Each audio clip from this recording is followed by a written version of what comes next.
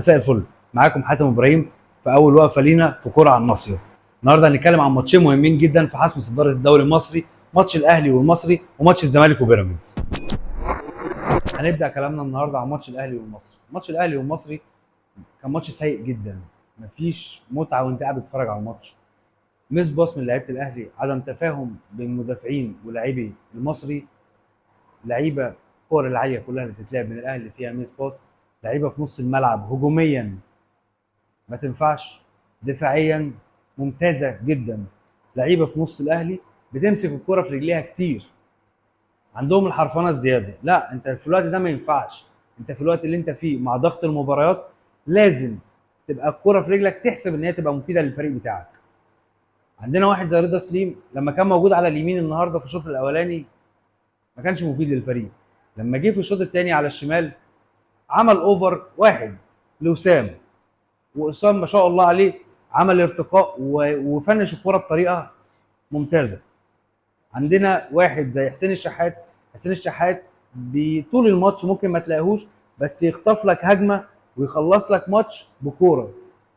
عندنا لعيبه المصري التفاهم ما بينهم مش كويس. الاهلي بدا الماتش على عكس كل الماتشات اللي فاتت. بدا الماتش بايه؟ الاهلي معروف ان كل الماتشات بتاعته اللي بيبدا بيها ان هو اللي بيهاجم، يبقى هو الطرف الاقوى مش الطرف الاضعف. النهارده كان الماتش بادئ العكس. لحد الدقيقه ال10 المصري هو اللي هاجم على الاهلي والاهلي بيدافع مع الميس باس، بس برضه المصري ما عندوش الهجوم القوي ان هو يقدر يستفيد من الميس باس بتاع الاهلي. في ضغط المباريات الاهلي في اخر 16 ماتش ما خسرش نقطه واحده. في اخر 16 ماتش ما خسرش نقطه واحده. خلينا نشوف ان الاحصائيه دي مش احصائيه ضعيفه او حاجه اي فرقه تقدر تعملها. في فرق بتعملها بس عددها قليل جدا. عندنا دلوقتي اللهم صل على النبي، عندنا دلوقتي فرقه بتلعب كل 3 ايام ماتش. كل 3 ايام ماتش. لعبوا بيراميدز يوم الاثنين، قبليها الالومنيوم، قبليها بيراميدز، لعبوا النهارده المصري، وعندهم سيراميكا كمان 3 ايام. فضغط مباريات على الاهلي رهيب. فانا من مكاني ده انا بشكر لعيبه الاهلي الرجاله ان هم في الضغط المباريات دي ما بيسقطوش نقطه، ما فيش نقطه بتروح منهم. وفي نفس الوقت ده انا بشكر جوميز مدرب الزمالك انه على الغيابات اللي موجوده عنده ما بين لعيبه في المنتخب الاولمبي ولعيبه عندها ايقافات ولعيبه مصابه، ان هو قدر يتعادل مع بيراميدز، او بيراميدز اللي يتعادل معاه. يعني بيراميدز فرقه قويه. الزمالك بيلاعب بيراميدز بكل الغيابات دي.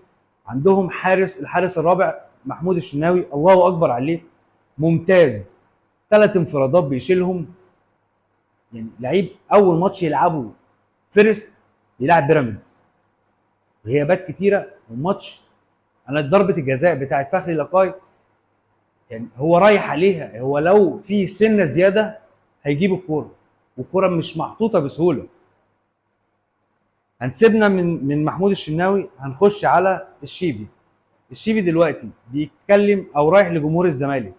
طيب جمهور الزمالك في مشكله ما بين الشيبي وما بين حسين الشحات. جمهور الزمالك داخل طرف فيها ليه؟ ليه داخل؟ يعني جمهور الزمالك عايز يحط نفسه مع الشيبي. دي نقطه انا عايز افهمها. مشكله ما بين اتنين، ما بين طرفين، انت ليه تحط نفسك طرف ثالث؟ مصطفى شلبي جاب جون تمام، ويعني جون اسيست من عبد الله السعيد، الكره ملعوبه حلو. بس انت ليه بعد ما جبت الجون رايح لجماهير الزمالك بتعمل لهم كده؟ افهمها ايه؟ طيب هل في مشكله ما بينك وما بين جمهور الزمالك؟ هل انت شايف نفسك ان انت اعلى من الجمهور؟ دي نقطه احنا عايزين نفهمها برضه. لو حد عنده توضيح للنقطه دي يا ريت يوضحها لي. وزي ما اتكلمت معاكم وقلت رايي في ماتش الاهلي والمصري وماتش الزمالك وبيراميدز، لازم ناخد راي واحد من احرف من انجبت الكره الخماسي في مصر، كابتن ايهو. ازيك يا كابتن ايهو؟ عامل ايه؟ عامل ايه؟ منورنا. الله يخليك يا رب. قول لنا بقى ايه رايك في ماتش الاهلي النهارده؟ زهق ولعب سيء وميس باص واخطاء كتير ويعتبر الشناوي ما جاش الماتش وما اتشطش عليه حاجه. يعني ازاي ماتش في الدوري المصري زي كده ما يتشطش عليه اي شوطه في طول الماتش؟ ازاي ما فيش هجمات خطيره من الاهلي سواء كره الجون؟ ازاي ازاي اللعب يبقى بالبطء ده بين بفرقتين المفروض ان هم بينافسوا على الدوري وداخلين افريقيا السنه اللي جايه؟ ازاي؟ طيب، ما يعني احنا لو هنتكلم كده هنتكلم برضو ان في ايجابيات. ايجابيات ان عندنا واحد زي رضا سليم بيبقى حلو شويه وحش شويه. النهارده رضا الايجابيات سليم الجون، غير كده مفيش. كابتن كريم وليد، يعني انا عايز اقف معاه شويه. كابتن كريم وليد، آه، من اسمه كريم وليد، ايه؟ ماله اسمه كريم وليد؟ كريم وليد ده اسم نجم سينمائي صاعد، ده مش اسم لعيب كوره، ده مش اسم لعيب كوره. طيب، ما هو عشان اسمه مش اسم لعيب كوره هو غير اسمه. كابتن كهربا، لا، ما تتكلمش على كابتن كهربا لو سمحت. ما اتكلمش عليه. لا، أمال مين ما انا اسمحلكش. طبعا انا مش يعني الدنيا حر، فانا مش هقدر اغلط، ومش هينفع نغلط عشان في ناس اكيد هتتفرج علينا، ناس محترمه. ايه اللي هو بيعمله ده؟ ايه لما الكوره تيجي في رجله وقطع كوره في الماتش من خط الدفاع بتاع المصري اللي على الله خالص، قطع الكوره ما عرفش يروح ياخدها تاني. لا لا، استنى، ده في كوره تانية. امم الكوره اللي قفشه بصاها له وهو حطها رضا سليم، انت الكوره مرتاحه معاك. اداها له غلط. اداها له غلط، اداها له اداها له زياده، غلط وهو اداها واقف له جنبه. قويه. يعني اداها له غلط واقف جنبه، يعني مستني هيعمل ايه اصعب من كده؟ فين اللعب؟ مفيش لعب خالص. ايه ده؟ طب مفيش غير يعني المتنفس الوحيد لجمهور الاهلي اللي طلعنا بيه من الدنيا دي كلها والموسم ده كله، كابتن وسام العسل. تحيه عسل. تحيه لكابتن اسامه ابو علي الصراحه يعني. ياه، لما كنا بينزل عارف انت لما بيقول لك كنا في جره وطلعنا لبره.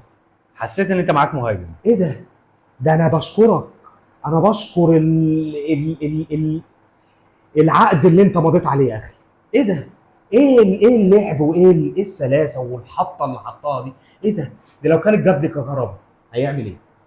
لا، كان هيبصيها لورا. قول لي انت بقى كان هيعمل بيها ايه؟ كان هيبصيها انا لورا، هحطها كان في ايد الجول هيضيعها. زي ما ضيع انفراد، زي ما بيضيعوا. ده ايه هو ده؟ كل ماتش ليه ده انفراد ايه ده؟ بايديه. ده احنا والله العظيم جبنا اخرنا، بس الحمد لله علشان ضغط الماتشات اللي انت قلت عليها يا كوتش، الاهلي بيكمل وبيكسب، ورغم كل دوت بقى في الصداره. ولسه احنا عندنا في ماتش كل 3 ايام في ماتش. مم. والاهلي ماشي. لا هو كتر خيره ما ماشي، قلناش حاجه، الاهلي ماشي بنفس بس النهج. في حبه لعيبه في اخر الموسم لازم تجي. ولازم أقول يبقى في إيه؟ احلال وتجديد من اخر الموسم. لازم بقى خلاص كفايه. عندنا اكتر من إحنا اسم، جبنا بس طبعا الآخر. مش هينفع نقول اسامي. احنا جبنا الاخر خلاص، انا ما بقتش قادر وما بقتش مستحمل حبه لعيبه في الفرقه، مش هسمي بس هي معروفه. كلنا عارفين مين الاسامي اللي محتاجه ان هي تمشي اخر لعبنا الموسم. كوره كتير يا كوتش، فاكر؟ فاكر فاكر كان بيقول عليا ايه؟ ده فاكر؟ الظاهره. ياه فاكر انت اخر ماتش لعبناه سوا لما جبت الجول عملت ايه؟ لما قلعت التيشيرت، فاكر؟ لا يعني آخر عملت ماتش. اعلان بس ده مش هقول كان- لمين. بس الهدف كان هدف عالمي. والله اسيست مين؟ كان اسستك انت يا كوتش، انا ما اقدرش العب من غيرك. الله يخليك. احنا مسمينك زين الدين زيدان عشان الكره الخماسيه. عشان الحمد القرعه. لله. نفس قرعه الحمد لله. زيدان. انا يعني ما طلعتش بالكوره دي برضو، انا شويه برضو اتكلم عن نفسي لان بقى الجمهور ما يعرفش عني حاجه، فانا بعرفهم. اتفضل. انا لعبت كتير ولولا الاصابه اللي هدتني، وفعلا هم ملقبيني ليه بالظاهره لان فعلا عشان ركبتي عامله الصليبي. زي الظاهره. بس بالظبط. طبعا مش هوري ركبتي للكاميرا لا لا، بلاش. عشان برضو الجمهور بلاش. ما يصعقش. ما يصعقش من بس الحمد لله احنا مكملين الحمد لله. الحمد لله. الحمد طيب لله. قول لي ايه رايك بقى في ماتش بيراميدز؟ والله عكس التوقعات. قول لي ليه؟ ليه؟ لان احنا قايلين كنا بنقول مثلا ان الزمالك هيسيب الماتش ومش ده عارف حقيقي. ايه، ده حقيقي. ومش عارف كلام هيحصل ايه وبتاع. لا الزمالك ويبقى عندهم النهاردة- الاسباب. لا الزمالك النهارده ويبقى عندهم الاسباب اللي هم كويس. يقولوا بيها ان هم وزنق بيراميدز، وبيراميدز برضو كان كويس، وكان ماتش حلو الصراحه، كان ماتش حلو. بس بقى الحاجات اللي هي الايه اللي حصلت بقى في اخر الماتش بقى دي طبعا مش هتكلم عنها، بس انا بقول لك في حاجات كتير غلط لازم تتعدل في الكوره. الجمهور مش عارف ليه حط نفسه في مشكله الشيبي والاهلي، ده حقيقي. ولا كنت لسه مشكله بتكلم عن بيراميدز ومش الموضوع عارف. ده. ما انا برضو مبسوط ان انت جبت النقطه دي. انت بتحط نفسك ليه فيه؟ بتحط نفسك ليه في النقطه دي؟ انت مالك؟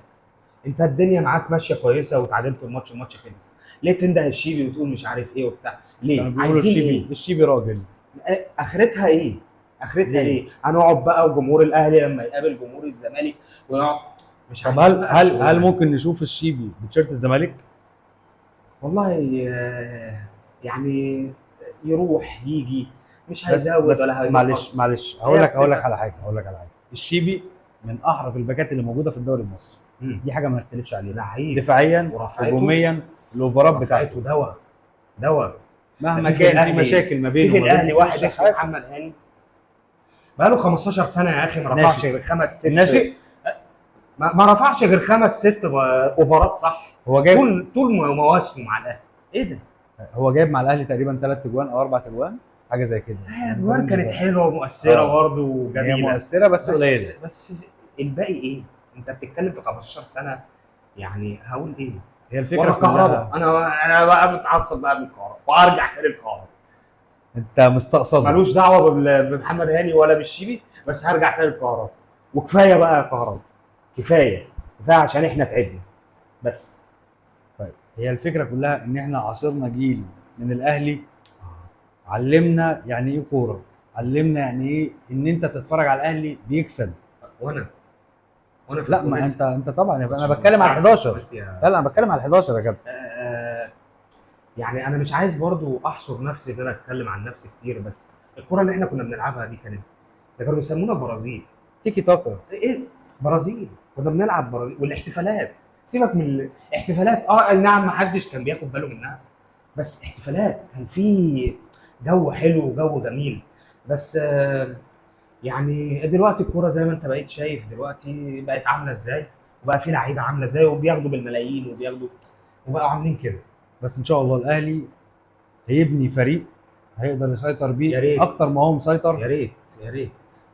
ونشكرك يا كابتن ايهو. وانا كنت احب برضه اتكلم برضه قبل ما تشكرني، احب اتكلم عن المنتخب الاولمبي.